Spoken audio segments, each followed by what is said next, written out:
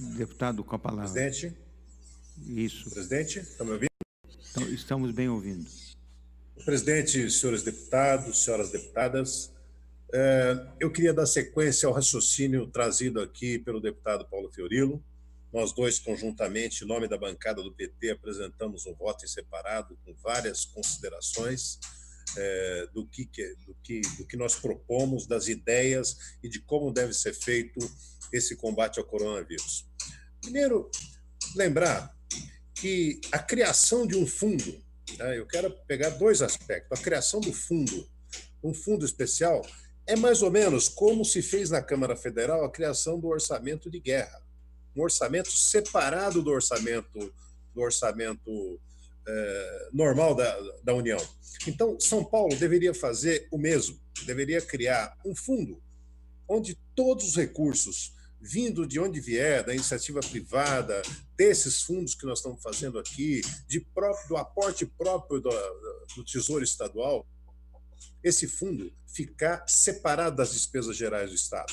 Porque nós vamos ter na questão do Covid não apenas o socorro do ponto de vista sanitário, da saúde, dos respiradores, das máscaras, dos EPIs, dos medicamentos, dos hospitais de campanha, mas também tem uma série de gastos que o Estado terá que fazer para proteger as pessoas e as microempresas, né?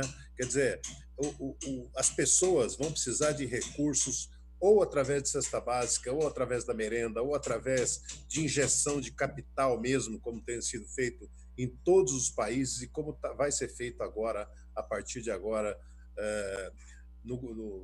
com o auxílio emergencial do governo. Eu queria também dizer que é o seguinte: aprovar medidas, sabe, de alcance e de facilitar o combate ao coronavírus, como estamos fazendo aqui, não pode, não deve ser a transferência de um cheque em branco na mão do governador do Estado, né? Porque isso não dá certo. A Assembleia não pode renunciar ao seu papel.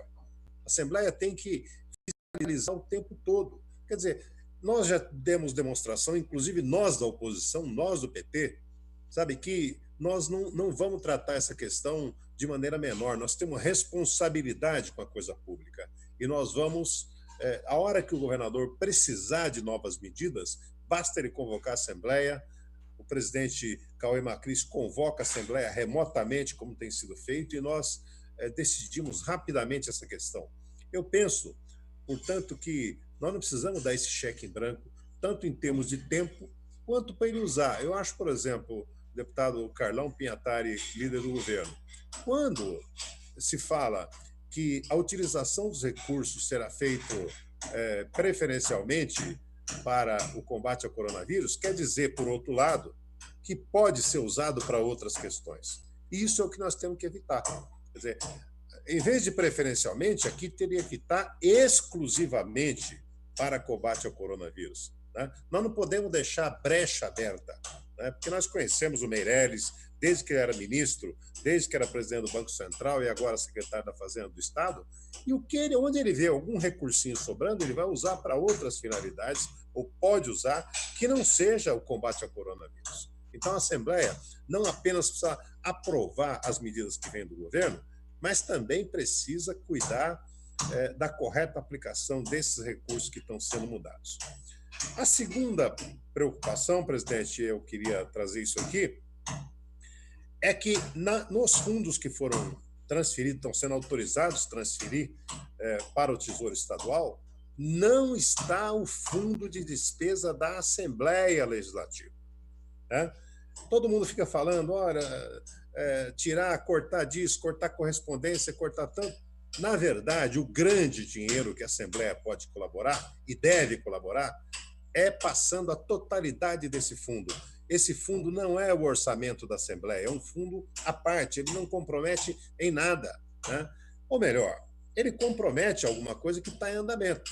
Existe um fundo que poucos deputados, primeiro, sabiam que existia. Segundo, muito menos sabe o valor que tem lá. E o valor que tem lá hoje, na data de hoje, é 68 milhões de reais no fundo de despesa da Assembleia. E para quê? Qual é a política de utilização desse fundo? Nesse momento, está em andamento uma licitação para a contratação de agência de publicidade e agências de mídia digital, que gastará aproximadamente 40 milhões desses 68. O que eu acho que não tem importância nenhuma nesse momento. Que vale a Assembleia investir em publicidade ou em mídias digitais no momento que o país tem que enfrentar e o Estado tem que enfrentar o coronavírus? Não tem o menor cabimento, mesmo porque a Assembleia já tem canais próprios de TV Assembleia, de Rádio Assembleia, de mídias digitais capazes de dar conta dessa tarefa. Então, o apelo que eu faço é que o fundo de despesas da Assembleia, de 68 milhões, seja incluído, sabe, nessas verbas que serão transferidas ao Tesouro do Estado para o combate a coronavírus. Eu acho que isso é muito importante, nós temos o dever de dar um exemplo, e esse exemplo eu acho que seria muito importante para tocar essa situação. Eu queria também abordar, senhor presidente, algumas coisas que o deputado Paulo Fiorilo já abordou aqui, aliás, muito bem, com muita propriedade, mas a verdade é que nós precisamos, essa questão dos terceirizados não está se falando de pouca coisa. Veja bem, o governador pede para as empresas não demitirem, mas, ao mesmo tempo, as empresas são contratadas, né? Por exemplo, empresas de mão de obra, né? De terceirização de mão de obra que contrata merendeira em todo o estado de São Paulo. São milhares de merendeiras. Bem, com a suspensão da merenda escolar, a suspensão das aulas e, consequentemente, essas merendeiras não têm serviço agora. Mas é razoável que elas continuem recebendo para não agravar o problema no Estado. E como que isso tem sido feito em várias prefeituras?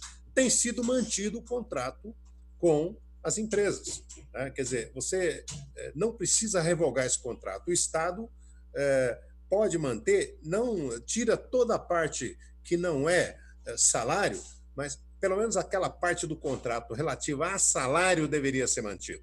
O Estado, nesse momento, né, isso nem sou eu que estou falando, isso o próprio ex-presidente Fernando Henrique acabou de falar. Abram-se os cofres para proteger as empresas e, principalmente, os indivíduos, as pessoas, né?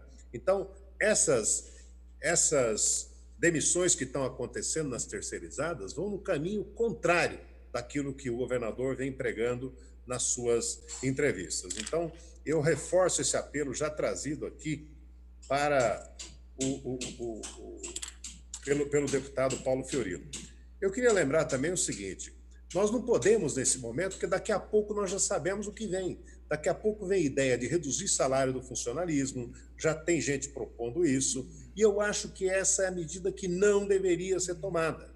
Nós não podemos agravar a situação de ninguém, sabe? Se for para agravar, o Estado que corte em áreas essenciais. Cortar salário nunca foi uma boa medida, mesmo porque o funcionalismo público de São Paulo acabou de sofrer uma drástica medida que foi o aumento da contribuição Deputado, da Previdência por conta da aprovação da reforma da Previdência.